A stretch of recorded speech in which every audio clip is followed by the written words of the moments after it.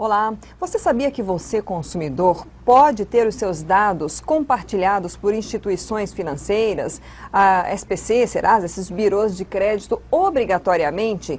O cadastro positivo que já existe está passando aí por um processo também de tramitação para que isso seja tornado obrigatório e está gerando polêmica, principalmente vinda lá de Brasília. Sobre esse assunto nós vamos conversar hoje com o advogado, professor e também vice-presidente da Comissão do Consumidor do Instituto de Advogados de Mato Grosso, Carlos Rafael Carvalho. Obrigada pela sua presença aqui no RDTV.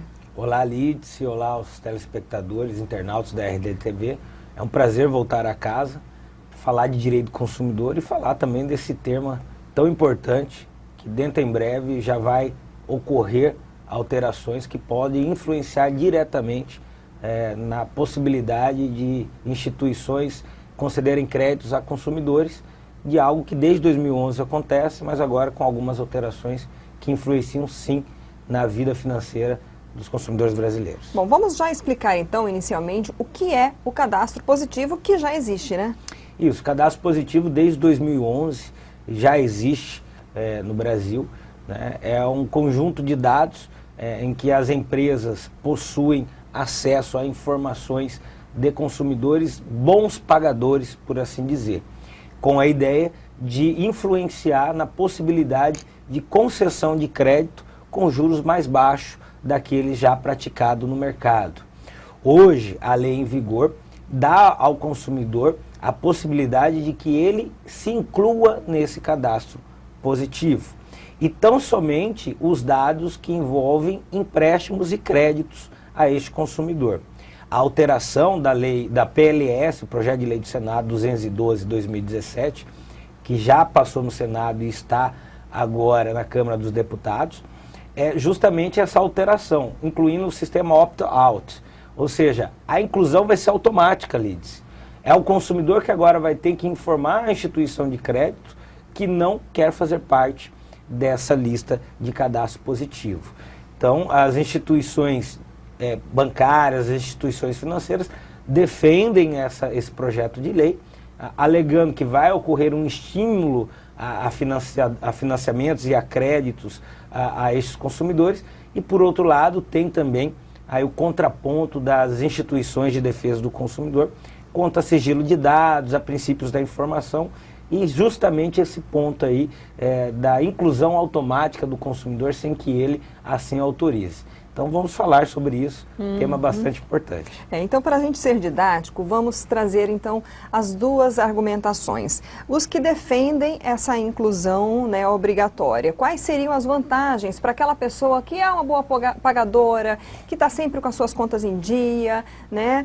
Que tipo de vantagem ela teria de ser incluída no cadastro positivo? Bom, hoje a lei ela só prevê, né, após a devida informação ao consumidor e ele optando por essa inclusão, mas dados tão somente de créditos, de empréstimos.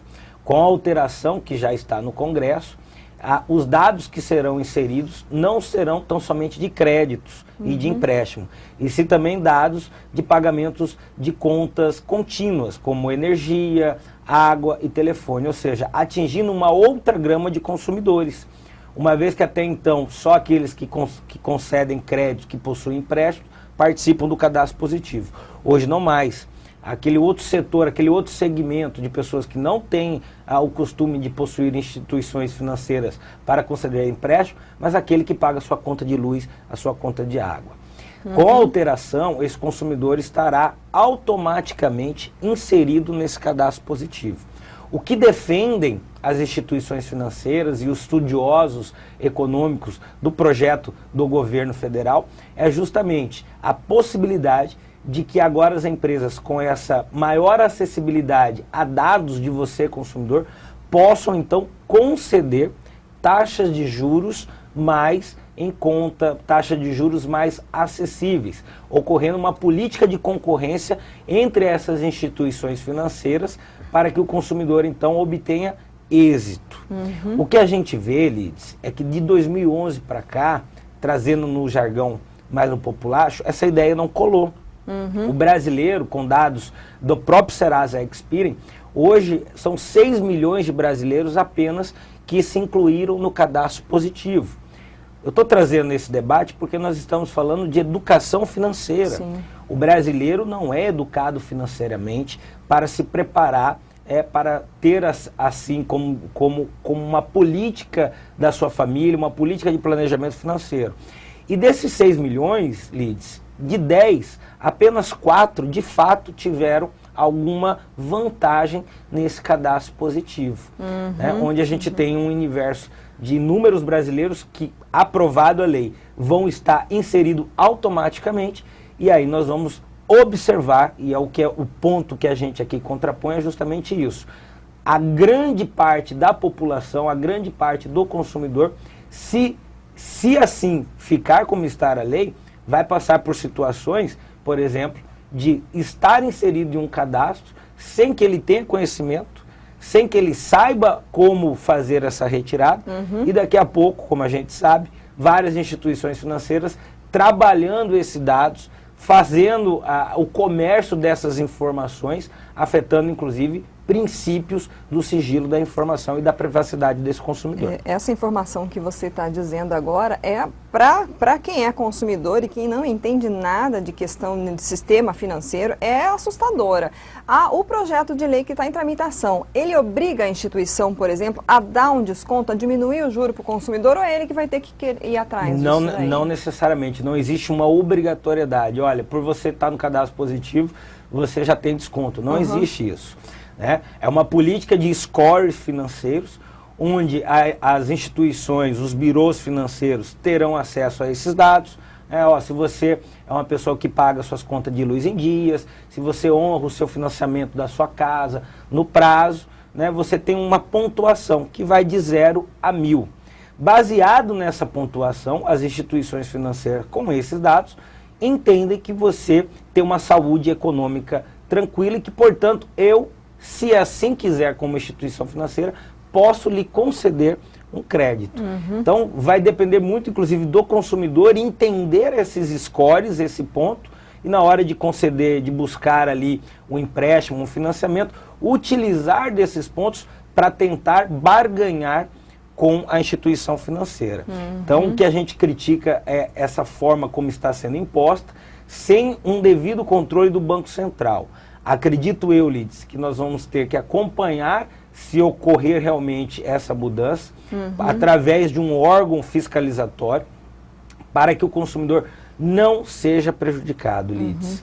Nós temos no Brasil uma política em que toda vez que se altera regras e normas diretamente influenciando o consumidor, na ideia de que ele vai ter vantagem, com o decorrer do tempo a gente vê que essa vantagem não acontece. Né? Por mais que aí os especialistas em economia dizem que nos Estados Unidos funcionou, e de certa forma funcionou, né?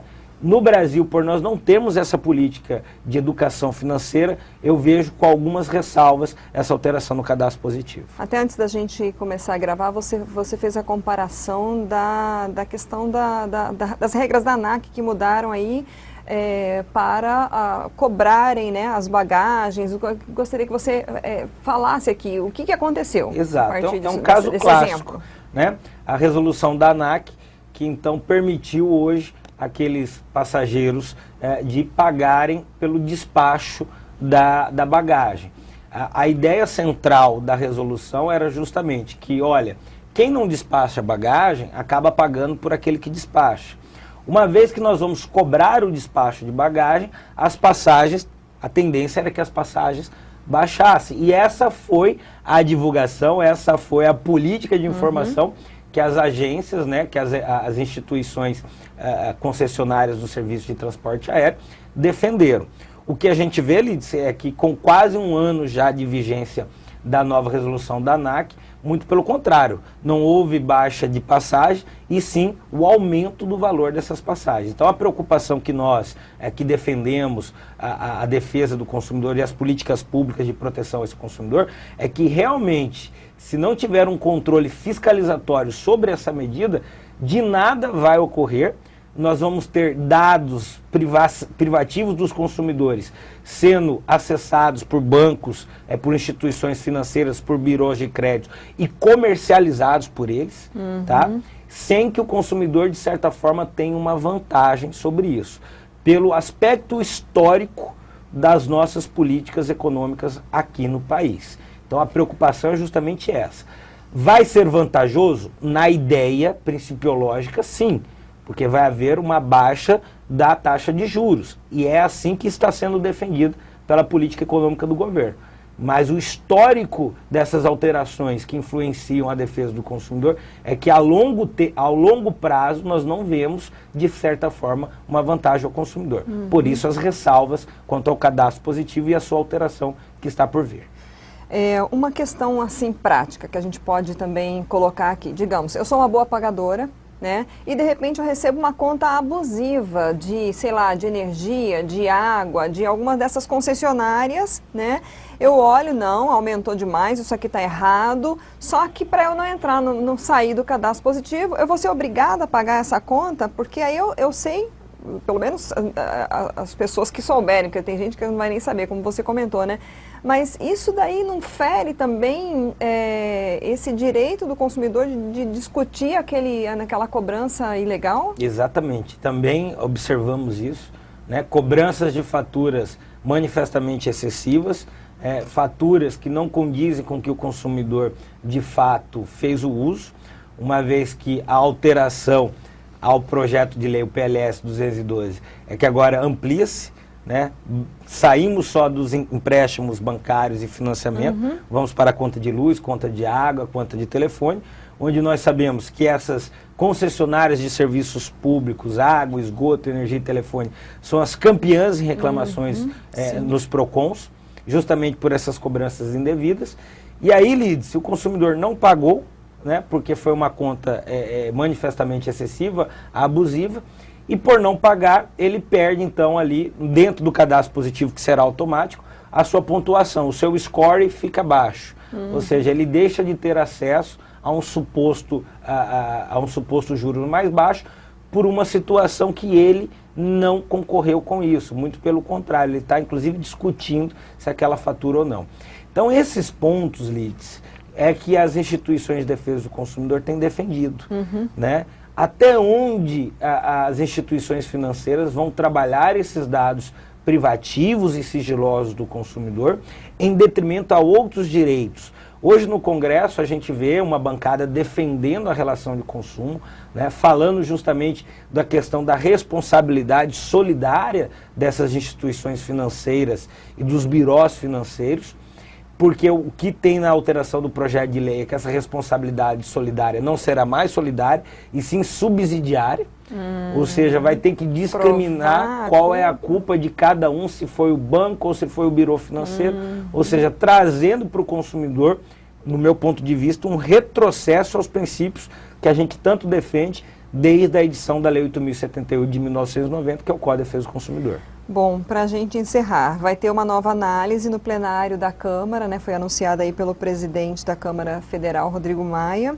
deputado Rodrigo Maia, nesta terça-feira, dia 15. Você acredita que com toda essa força para ser aprovado esse projeto, ele vai passar?